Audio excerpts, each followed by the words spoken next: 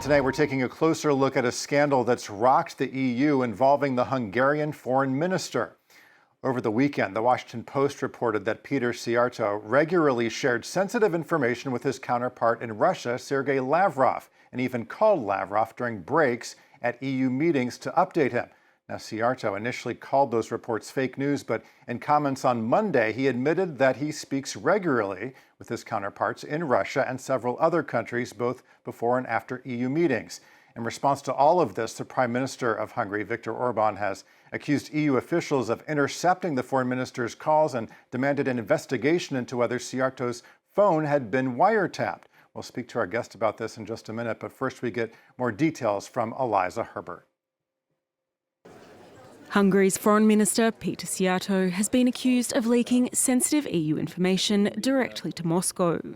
But while there won't immediately be a formal investigation, an EU Commission spokesperson has called the reports greatly concerning and requested clarifications. A relationship of trust between member states and between them and the institution is fundamental for the work of the EU, and we expect the Hungarian government to provide the clarifications.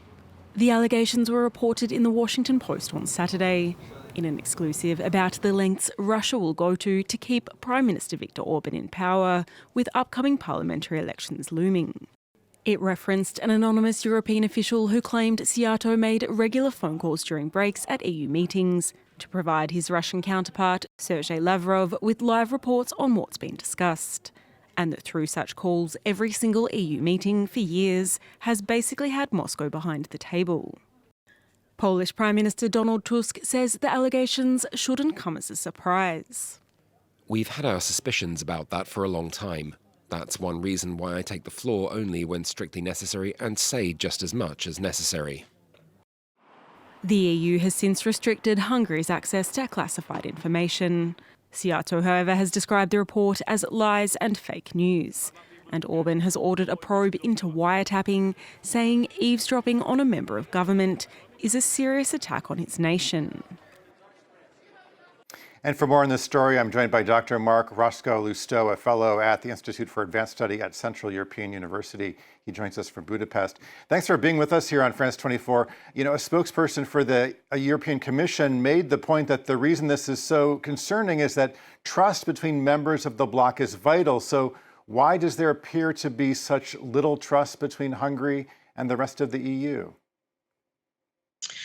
Well, I think we can safely say on the heels of this report that unlike what we usually say, which is that Hungary is the Kremlin's biggest ally in the EU, now we can probably safely say that Hungary is the Kremlin's biggest agent in the EU.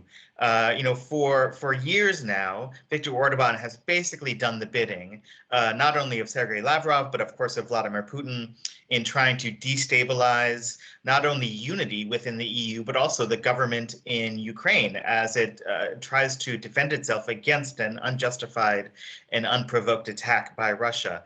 The lack of trust, the accusations of disloyalty from EU leaders against Hungary, I think are entirely justified and are quite accurate in this case. Now, there's an election coming up in just a couple of weeks, and Orban is polling behind the opposition candidate, Peter Magyar. What effect, if any, will this scandal have on the election, do you think? Well, at his rallies, Peter Magyar, the opposition candidate, often leads chants of Ruski Koza, which in Hungarian means Russians go home. It's the chant that Hungarian revolutionaries used in 1956 when they tried to overthrow a Soviet-installed government, puppet government, essentially, in Hungary. And now it sort of backs up the claim that Orban isn't a defender of Hungarians on the world stage, a defender of their interests, because really he takes his cues from Vladimir Putin. So certainly this scandal, this really surprising, shocking report, although Donald Tusk, of course, said it's not all that surprising, but certainly this revelation plays into one of Magyar's primary campaign narratives. Do you buy the argument that Peter Szijjarto is making that it's normal and fine for him to talk to his counterparts in many other countries, including Russia? Absolutely not.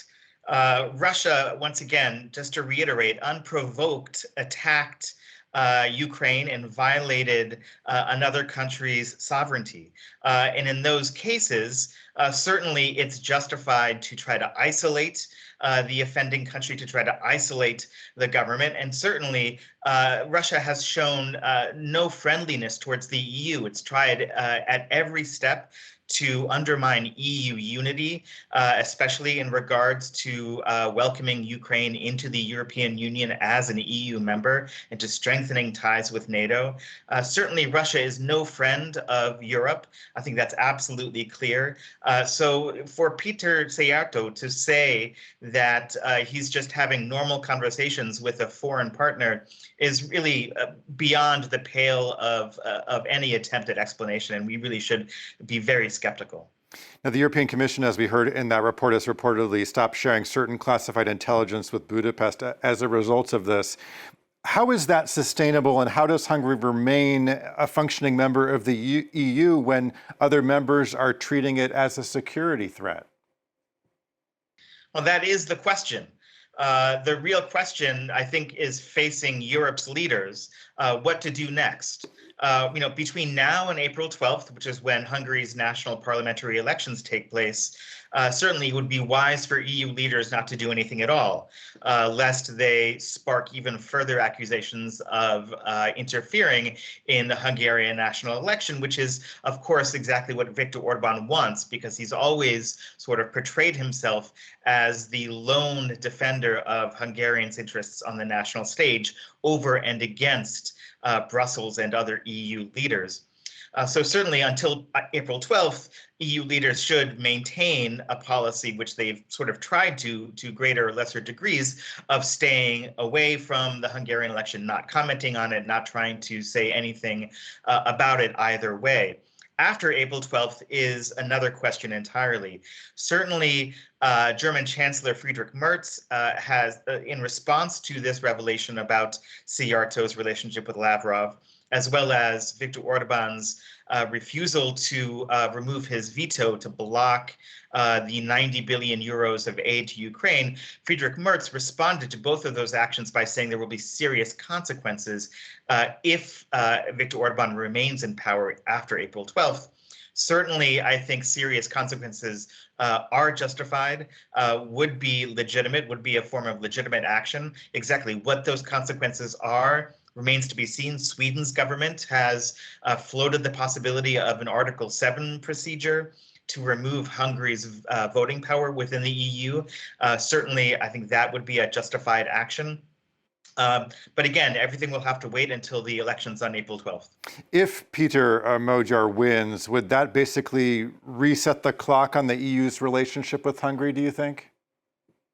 Well, absolutely not, because Peter Magyar himself is going to face a really difficult uphill battle in de-Orbanizing the government in Hungary, de-Orbanizing the country's critical institutions throughout Hungary. So, in 16 years in power, Viktor Orban has had a lot of time to basically take control of all of the critical and major institutions in the country, everything from education to the economy to the judiciary and even the foreign policy establishment. These are all occupied, all of these positions, all of these institutions are occupied by Orban loyalists. And so Peter Magyar, even if he wins a parliamentary majority, is going to face a really difficult task in reestablishing the rule of law, reestablishing fairness in these institutions, and trying to make certain that Orban can't keep on pulling the strings from behind the scenes, even if he's out of the prime minister's office.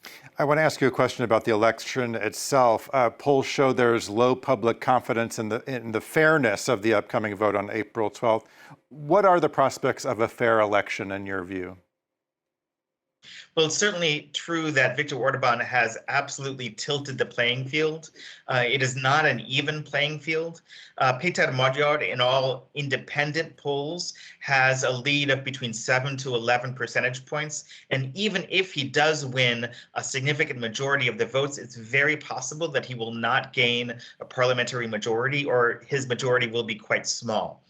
And so, it's absolutely the case that Orban has taken control of most of the major media institutions in the country. So Magyar has, in the absence of being able to get his message out to voters via the media, he's basically taken to a grassroots approach where he's traveled the country from small towns to little hamlets to little villages, trying to meet with people face to face because he simply can't make any appeals over Orban's government-controlled major media outlets.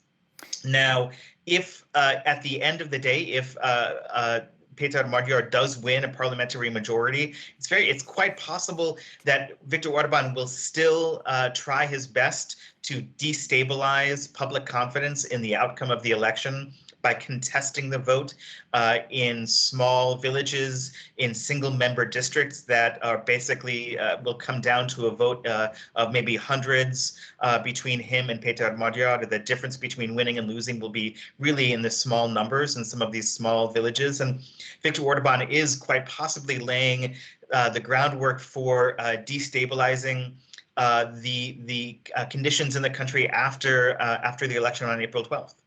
Well, we'll be watching to see what happens, in a few weeks here, April 12th. Dr. Mark Loustau, a fellow at the Institute for Advanced Study at Central European University. Thanks so much for joining us here on France 24. We appreciate it. Thank you.